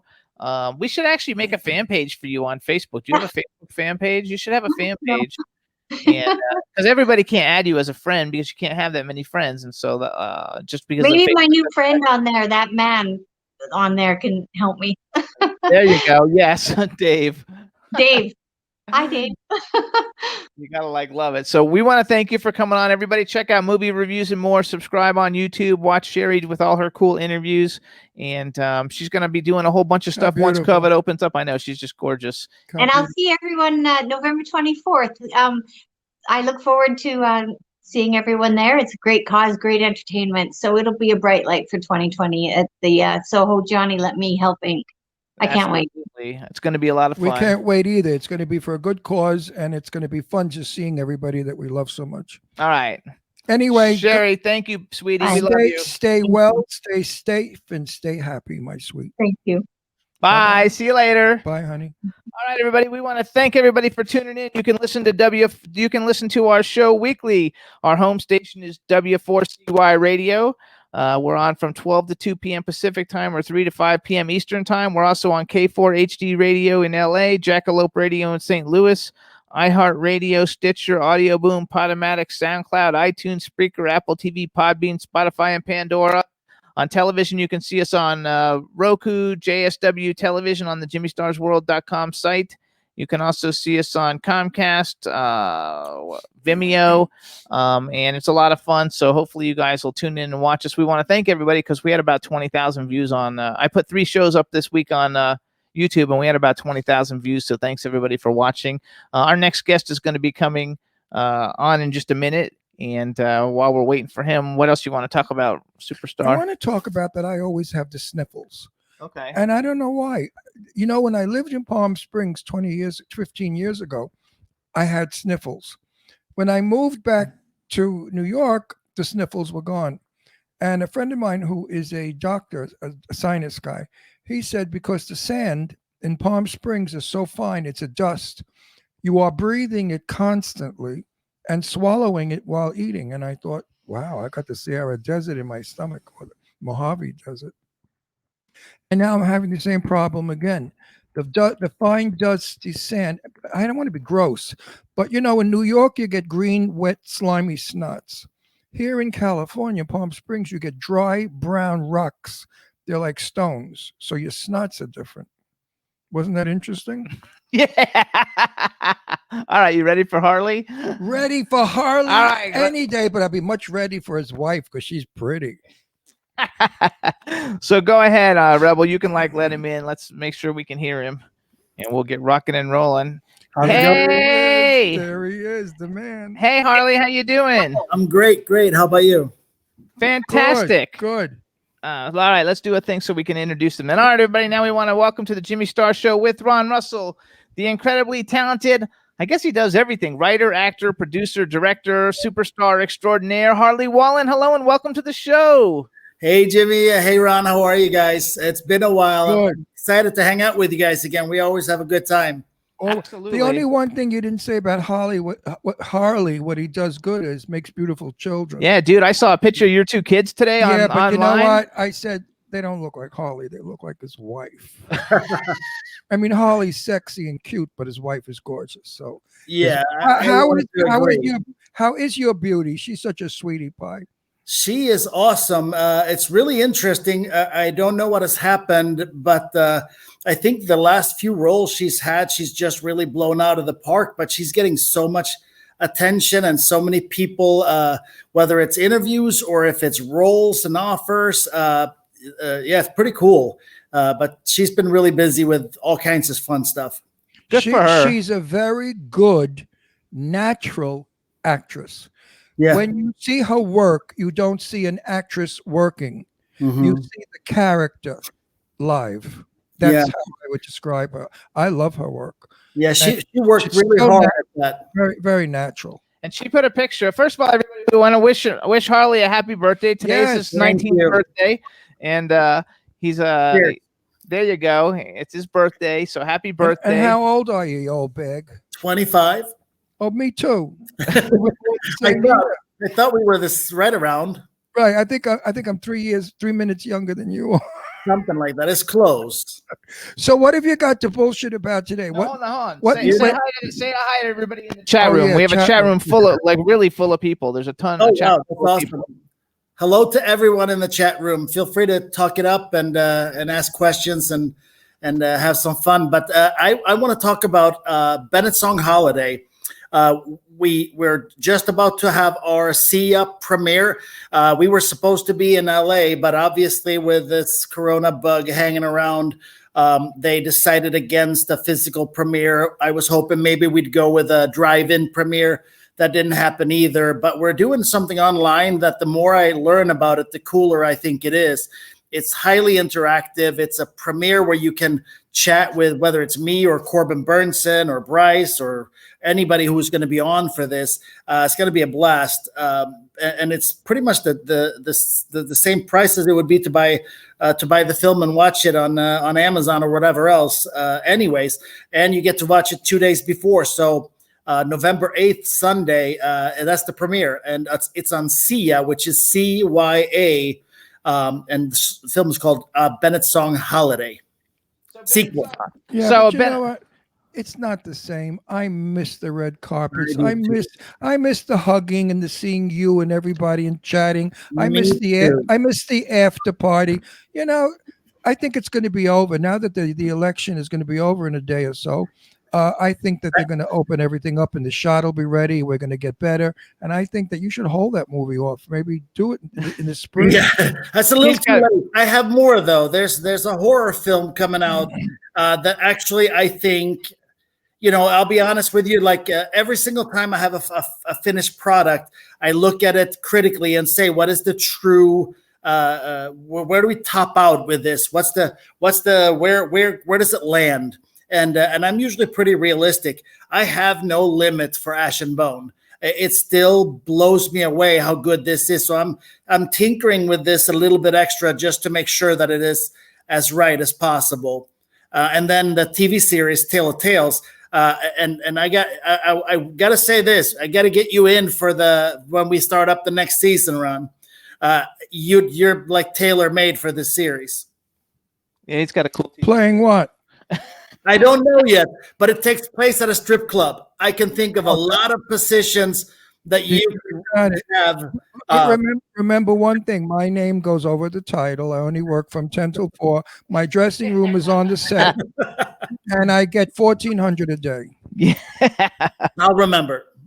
So hold on, you guys. Let's go back. First of all, so a Bennett Song Holiday. This is a sequel to Bennett Song, then, right? Yeah. Is it a sequel? All right. So I wrote a little synopsis down so people get to know, because this is a great family film, you guys. Yeah. A Bennett Song Holiday. The unique Bennett Song family learns the true meaning of the holidays as they solve a community crisis and adapt to big changes. Everything you want in a holiday film: love, the power of belief, laughter, tears, and new music classics. And it stars Harley and Kaylee Wallen, Dennis Haskins, you guys. He's like Saved by the Bell or one of those, right? The principal on Saved by the Bell. Yeah. Corbin Burnson, who I love. I think he's fabulous. And Calhoun Koenig, who's, is in, it seems like she's in all your films, and she's a phenomenal young actress. Well, I've got to He say, is. I have to say one thing. I want to burn a lot of asses, but I don't give a shit. About time the script sounds new, fresh, and different. It sounds like it could be a good movie. I mean, just by the little bit we heard, Jimmy read me. It's not one of those, chop them up one at a time in the dormitory. No, yeah. They're the same. Yeah, my partner Nancy Oswine wrote this, and the first Bennett Song did really well. I mean, it's on Fuse TV, it's on Super Channel, so we've gotten it out on TV, but also big sales to China and some other big foreign sales. So the film is doing really well. So we don't know if this is going to turn out to be a franchise. I know right now Nancy's looking to shopping this as a TV series because the films seemingly are doing really well. Hi, Nancy. We should say hi to you. Met Nancy because she came to the Oscar Gala with us. She was at the Oscar Gala, and her daughter. Oh yeah, Nancy. Yeah. Hi, Nancy. How you doing, sweetie? Calhoun. I forgot what we talked about. We talked about something. She's fabulous. She's Yes, really she is. nice. See her in all social media stuff. Great writer too. She has 2 scripts that she has written that we haven't started tackling yet. We have an abundance of scripts, but I read through them and they're amazing. Accidental Gods. It's incredible. So anybody who's got the capital to jump after something, that one. Okay. would blow my mind. Harley. Yes. How do you get funded? Every fucking movie you put up, you're funded. Everybody else is busting their hump to get funded, and you say, "I got a movie," and you got funded. Like, and you put out like 5 a year. Are you laundering Russian money? I wish it was that easy. I don't know. Maybe that's hard. But no, it's all private investors. And I think what happened was, with us being pretty fortunate about getting a nice buzz on the market and getting, I think Betrayed now is in 34 countries. It's crazy. When you start getting checks and stuff, people get really interested in coming on board. So I think that's the thing. And when I talk to a lot of other people, that's the struggle is to figure out a good way to do the business side of things. And I think that's where, some independent films fall apart is on the business side of things. Yes, absolutely. Because I know so many people that have written some pretty good stuff. Yeah. And they're not getting funded. They're having difficulty. And then they go on this thing. What is this thing where you beg on television for money? Oh, he didn't like Indiegogo stuff. Yeah. I don't like it either. I don't. Jimmy now has got 2 films coming up, of which I cannot speak about. Okay. But we're going to Atlanta, and they're $1 million films. So Jimmy and his people have been able to raise a few $1 million. And then I have other friends that can't even raise 150,000. Yeah.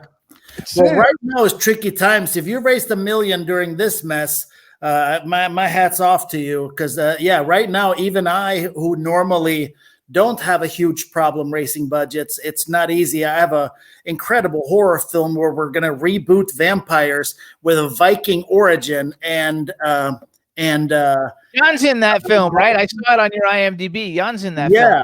I love Jan.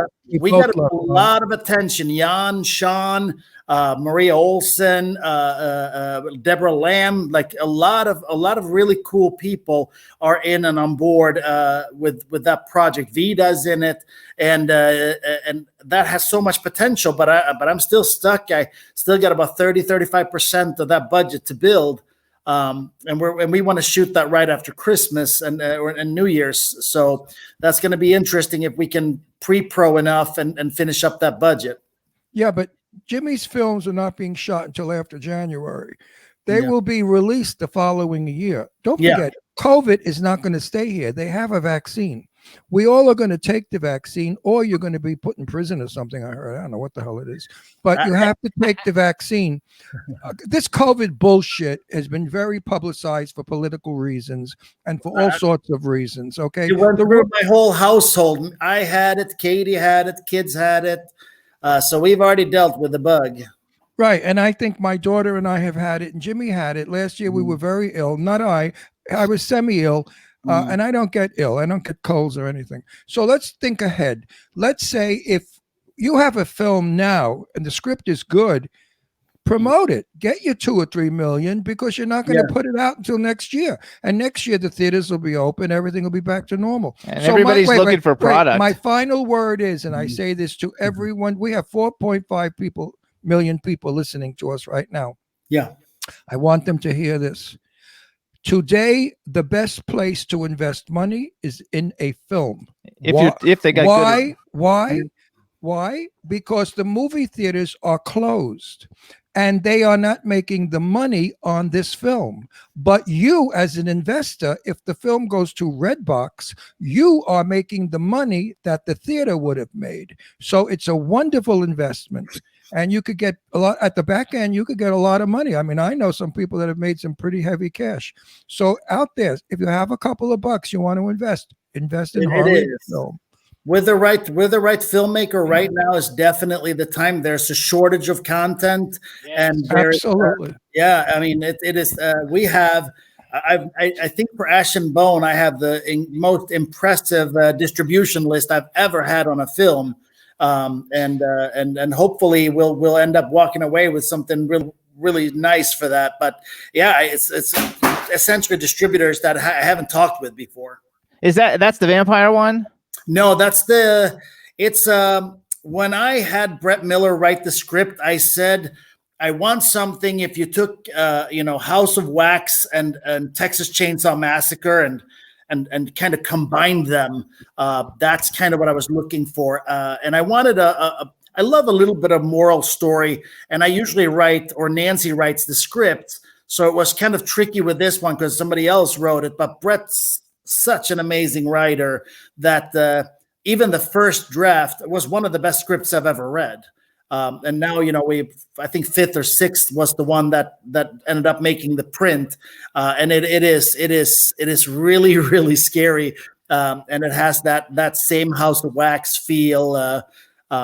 And our villains are probably going to go to horror cons for the rest of their lives, playing out That's fun. That I like a lot. So I want to interrupt everybody. You guys, Lorene Landon just joined us in the chat room, and she says hi. So say hi to Lorene. Yeah. Say hi to Lorene. Love you, Lorene. I do not say hi to Lorene. I do this. I love and adore you, my Lorene. When am I going to see you? Listen, bitchette, if you're not booked for Thanksgiving, come here for dinner. We want you for Thanksgiving. You gotta we're going to cook you and eat. Awesome. We're going to cook you and eat you as a turkey. No, really, Lorene, here, our house, Palm Springs, Thanksgiving. Let us know. So you guys, we've known Harley since we moved to California. So it's like a little over like 2.5 years probably. And in the 2.5 years, he's done a ton of movies, but he's got Bennett's Song, Betrayed, Eternal Code, Abstruse, Agamon's Gate, and now he's got a Bennett Song Holiday. Plus, he's got all kinds of things that are either in production or pre-production. I want to see the film that you just gave the synopsis on. That's a Bennett Song Holiday. What's it called? Say it again. A Bennett Song Holiday. Bennett Song Holiday. Is Bennett Song the name of the family? Yeah. So I play Cole Bennett, and my wife plays Susan Song. So Bennett Song is the last names, and that's our family. Yeah. Sounds like a story with a plot for a change. Yes. Very cool plot. And if anybody who saw the original Bennett Song, I'd say this one is funnier and even more heartwarming. Maybe a touch less romance because we had we got married in the first one, so it's kind of hard to outdo that. Good. I'm working on a film. Grab this one. You ready? Hold on to your nuts when I give you the title. Zombie Drag Queens from Outer Space. That's awesome. That is awesome. It is a hilarious script. It is so funny. So that's what I'm going to produce and start. I'm going to be in it. I'm going to play Mother Moon. That's funny. I am actually writing right now, and I decided I was going to give a shot at a different genre because normally all the heartwarming feel-good movies are written by Nancy, and I'm writing a romantic comedy, and it is. I'm 44 pages in on the first draft, and I catch myself laughing out loud all the time. It's in the old Cameron Diaz, Christina Applegate style comedies. And I really, really like it. Didn't they do a comedy? They did a movie. I forgot. What was it called? In Her Shoes or something. Yeah. Well, my movie, Zombies, Drag Queens, I'm writing it. So if anybody out there likes my humor, you're going to love this movie because it's full of wisecracks of the 1950s slang kind of thing. It's very, very open. It's very, very naughty, but it's interesting. I can't give away the plot. But Angie Stevenson said she'd do it. Sadie Katz is in it, and so is Sherry. And so is Sherry Davis, and a few other people are coming on board to do this film. Very cool. I would like Marcel Waltz to direct it. He did Blind, right? Yeah. Yeah, Blind is so. Have you seen Blind yet? I haven't, but we've talked about it before. It is so good. It is so good. It just came out yesterday. You know, it's like your movie you're making. It's a story with a plot. For a change. I'm sick of going to these horror movies where there's no plot. It's just everybody gets killed just stupidly. I mean, a guy walks in a room, they cut his head off. No character establishment. Who is this guy? Who gives a shit? They cut his head off. We don't even care about the characters. So killing them or not killing them, who cares? Right. I can't, I'm from old Hollywood, baby. I was in movies, real movies. Yeah. And television, real scripts, real television. Yeah. And then now I'm thrown into this horror thing because I can't get work anywhere else. And It's just bewildering to me that they keep making the same plot and story over and over and over. At least you did the thing with the slave trade, the broad locked in the cage. You gave us some other stuff. Yeah. But most of the guys out there, it's the same story, just they change it. One time it's in a haunted house, one time it's in a restaurant, one time it's in the moon. Yeah. I'm done with it. So Churchill. Thomas Churchill said to me, he's done with it also. He's tired of that same plot. Yeah, no, I totally agree. I think, if you go back, I remember Hitchcock talking about when you get to the kill, it's over. So the kill is not the payoff. Everything leading up to the kill is where you grab them. Anticipation. Yes, exactly. That's what you want. You want to sit on pins and needles and worry about people, and you want to care about people. That's how it becomes scary, because you care about the people on screen. It doesn't work otherwise. Absolute character development. When I went to see Psycho in 1960, I went with my girlfriend Hilda. And I remember when Janet Leigh got killed. He really had a girlfriend. Yeah, I was engaged to my girlfriend. From my home country, Hilda? Yeah, Hilda was from Germany. Okay. Hilda Schramm was her name. And she was squeezing my hand so hard when Janet Leigh was getting stabbed. And I said to Hilda, don't worry, she's not going to die. They don't kill the star 10 minutes in the movie. And my mouth fell open when Perkins put her in the trunk and threw it in the swamp. I said, oh my God, she's really dead. She's out of the movie. Janet Leigh is gone. How could that be? I talked to Tony Curtis, who was a good friend of mine late in years. And I said to him, what did Janet think of that part? He said, she really didn't agree with it. She really didn't want to do it. She was talked into it because she said, I'm the star of the movie. And they said, yes, but you have 10 minutes of film and then you're dead. So she said, I'll take a shot. But she was very afraid of that and very reluctant that it wouldn't work. And it did work. Absolutely. Throughout the whole movie, I sat there depressed. But that's how you get people, and that's how you grab them and keep them, is with that. I remember when I did Agramon's Gate, having some of the interviews, and people were like, it was so nice to see a story and a plot and which one we went with Sherry Nelson. That's the one we went to. Which one was that about? The slave trade? One where I was bald with a big scar on my face.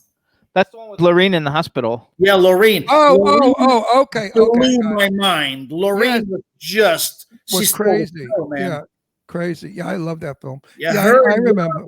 Her and Jan got some nice awards for scariest scene and best this and best that, but they were both electric. Well, Lorene is a damn good actress. I mean, yes, she is. She's been. Listen to this, Harley. Eat your heart out. Get ready for this one. Right. I just finished shooting a film with Lorene. She played my wife, and there's a scene there's a scene in the bar where I'm sitting on the bar stool, and she's very sexy, and she slides over to me, and she sits on my lap, and she starts deep kissing me and rubbing all over me. And I said to her after the shoot was over, I said, the men in the audience are going to say, and that fucking fag, he gets to do that. He gets to do that with her. And me, I'd pay $1 million for it, and I don't do it. So Lorene and I had a good chuckle about, because I love her. She is so good. I have my biggest script that I've ever written that I'm holding right now because I don't even want to think about shooting it during COVID, and I need a little bit of a bigger budget. But I have such an amazing role for her in it, and she's so good. Anybody, if you have a shot at getting her for your film, just say thank you, God, and move on, because she is on fire. So I have a question, just in general. First of all, because I met Dennis Haskins at one of your premieres. I don't think he was in that movie I think it was at maybe it was at Betrayed. I don't know. He was at one of your premieres. Really nice guy. Code, yeah. And he's in both. Okay, Eternal Code, and he's in both of these Bennett song movies. Yeah. And then you have Corbin Burnson, which for me for me, Corbin Burnson, like in the world of horror, he did a movie called The Dentist, which freaked me the fuck out. It was so good.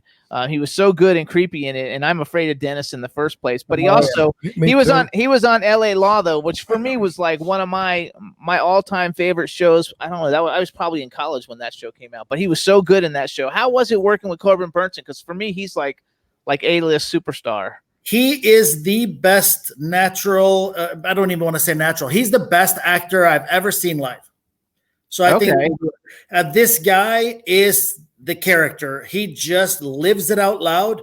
And I looked at some of the lines he had because he plays a businessman. And I was like, this is really heavy dialogue. And he's coming in for, 3 days shooting 17 scenes. And I was scared because Nancy's writing is mouthy, and he just killed it. He just killed it, and I was like, "How does he do this?" And I believed him every single time he was on camera. I just believed everything he said and did. He's a special kind of guy, that's for sure. Him and Sizemore, I think, floored me the most. Richard Tyson is another one. When you see him, across from you, he just sucks you into the scene. Oh, actually, we met Richard Tyson at one of your film premieres too. Right, but I want to make a point. Yeah. I had difficulty on a few films with remembering my lines because I'm 80 years old. It's a little difficult. I had a hard time. Now I wear a plug in my ear. Jimmy feeds me my lines. Do you know what heaven is? Because now I can act better. I can do a scene in 2 minutes and never make a fuck up. Whereas everybody else is dropping lines, saying the wrong thing, and screwing up the shoot. Now I'm like in demand because now I did a scene in a Clown Motel 2. Where I'm at a pool table and it was a lot of dialogue. I would have screwed it up if I had to memorize it. So now I was able to work my acting ability because I was playing General Milan. So I became the character without worrying about losing a line. So you should tell these other actors, you should have this on your set, this earplug, just in the event that you have an actor who's having a difficult time, let them use the earplug. Wait, hang on. It stops delaying the film because when you delay film, it's money. So I suggest, Robert De Niro wears it.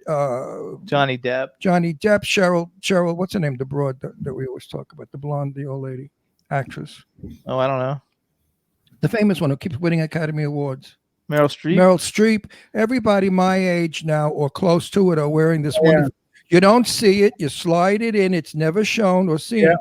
And it's just like a little insurance policy. Do you have trouble remembering lines, Harley? Because you're in a lot of films. I guess you write a lot of them.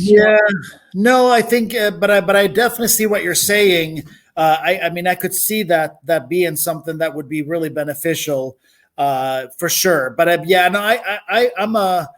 so far my memory is still pretty intact. So I think because you're young. You're young. Yeah. Wait till you get to be. I know you're only 25. Wait 55 years. When listen, he's 55. Okay, when you get to 25. When you get to be 80, let's talk about how much you remember. In 55 years. Oh, I can imagine. In 55 years from now, you and I will talk about what it's like being 80. I'll come to you through a crystal ball. Right. Okay, so but that's a good idea. And if it works, it works. It does work, and it's beautiful because it gave me such confidence. Years ago, I did television, I did real movies, and I had big lines, especially when I did, I don't know which one it was, but one of them, I had a whole soliloquy of shit to say. Yeah. And I used to remember every single detail. I knew my moves, I knew my marks, I knew my camera, I knew how to position myself to get the best shot. And it was easy. But now at this age, it's like, so hang on, I too have many things to remember. Although we don't have marks anymore, which is sad. You have marks. Well, I was on a movie. Movie. I was on a movie, and I said, "What are my marks?" They said, "We don't have any." I said, "Well, what do I do?" They said, "Just walk around." I said, "Oh, where's the camera?" They said, "Up in the ceiling. The camera will follow you." I thought, "Oh my God, what am I?" All right, go back to Harley. Security film. I'm gonna go back to Harley. Okay, so as a director, not as an actor. But as a director, let's say you were going to make any movie you want. I don't give a shit what movie it is. And you had an unlimited budget. Who would you like to cast that you would like to work with as a male and female lead if money was no object? Oh man. You know, I have a list, so what I pick today probably won't be what I pick tomorrow. But I love Jodie Foster. I think she just killed Yeah. me. I don't know what it is. She just makes me. She just makes me believe everything is real. That's a good pick, and nobody's ever picked that before. She's a damn Really? good damn Very good good actor. actress. So good. She takes the breath away on screen. I see for me I love the De Niro's, Pacinos, the Denzels. I love the older guard or whatever you want to call them at this point. They're so, you know, I used to hear that less is more. My acting coaches would say less is more, and I would go back and I would watch these greats and I would say, how is less more? Al Pacino is bigger than life and he's 5'5". I don't even understand what you're saying. And that's what I love. When I can believe you, even though you're stretching the fabrics of reality, you are true to your character. Somebody like that, and at their prime, you know, if you look at De Niro now, he has become a bit of a caricature of himself. He plays the same mob guy kind of over and over. But if you look at his old work, from Cape Fear to Raging Bull, Deer Hunter is one of my favorite films of all times. Great movie. I would love to have had him then because he just blew my mind. Do you like Jason Statham? Wait, Ron likes Jason Statham. What I do. For an action movie, absolutely. He's a great guy. Underrated star.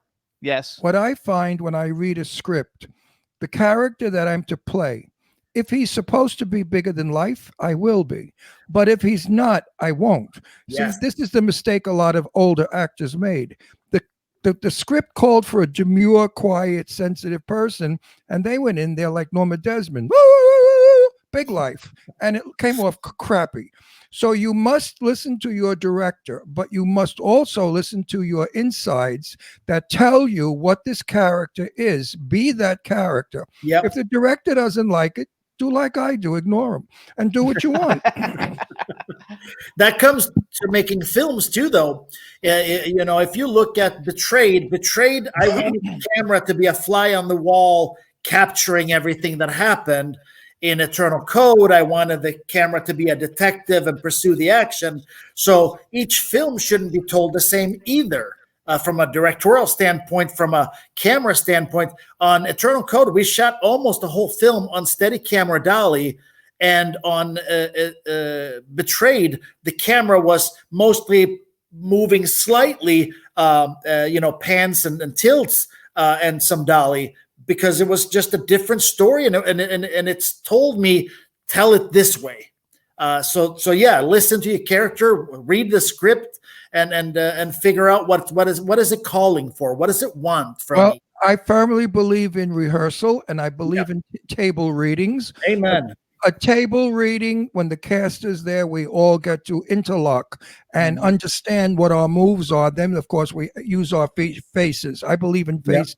I told this to what's his name, Grieco, Mike. What's his name? Richard Grieco. Yeah, Richard's cool. I said, Richard, learn something from me, an old bag. In our day, we didn't just sit there and read a line. We did this. Well, I don't know. Perhaps the sun over there is too strong. Act it. Show your face. Show your hands. Just don't say, oh, perhaps the sun is shining on us. Because who gives a fuck? That's boring.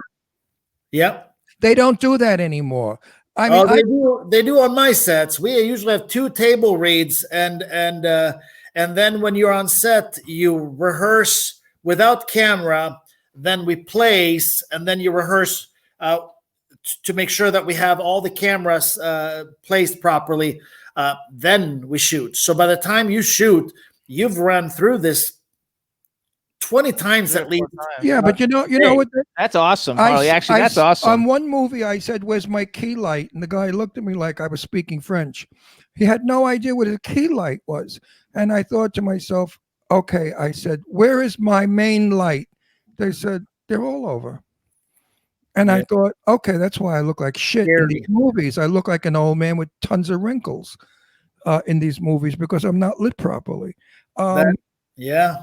You know, if it's a horror part, Like when I did Big Friggin' Rat, I was playing a real Brooklyn killer guinea, That's you a know, fly. a real bad guy. So Yeah. I didn't mind. My makeup was made to look rough and tough and evil. Yeah.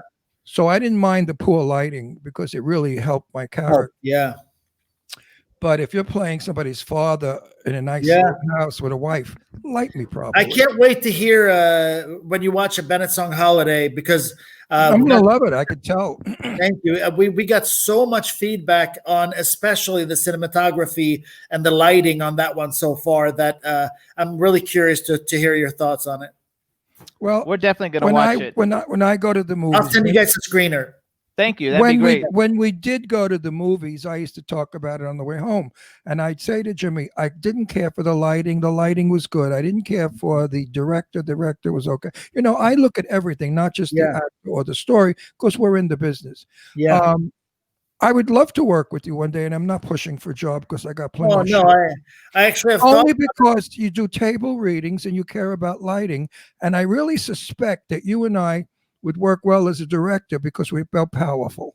Yeah. Yeah, no, like I said, I thought of you when I did the Tale of Tales. It was not my project originally, and the storyline was kind of already in place when they brought me in to play Nick. But I thought of you the whole time I was doing it because it's such an incredible setting, and it has a feel of a kind of grungy 90s, 80s. Even though it isn't, it has that feel because you know, when you leave the city and get a little bit outside in some of the areas, it's almost as if you took a step back in time sometimes. And this place is that. And it's kind of like if you took Sons of Anarchy, Sopranos, and Law and Order, and you put that in together, and that's kind of what you end up with. Has similarities to maybe the Ozarks at times. Oh, I love Ozark. Yeah.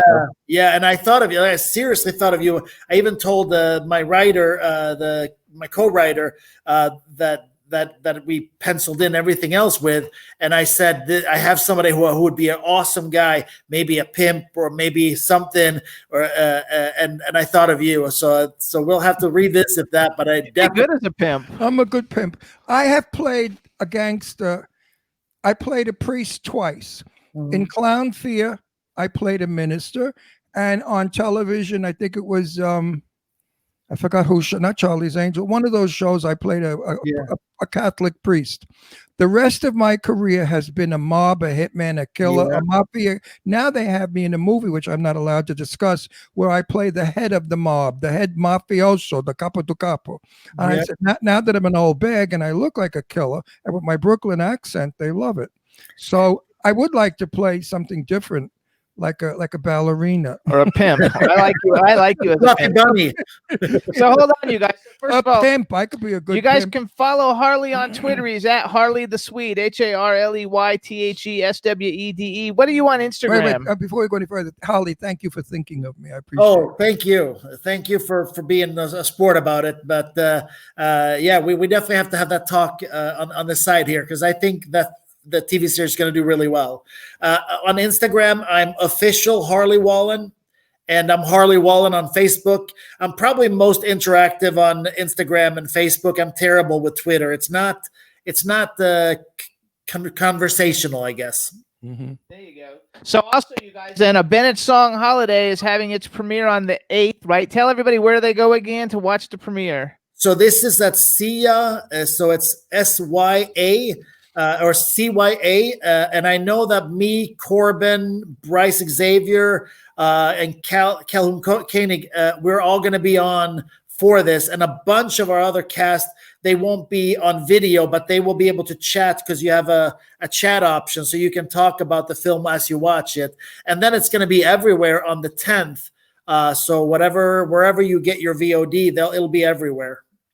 There you go, guys. And after you watch our Bennett Song Holiday at the premiere, You want to go back and watch. Wait, when is that again? Give me the date. I lost it. The 8th, November 8th. November 8th.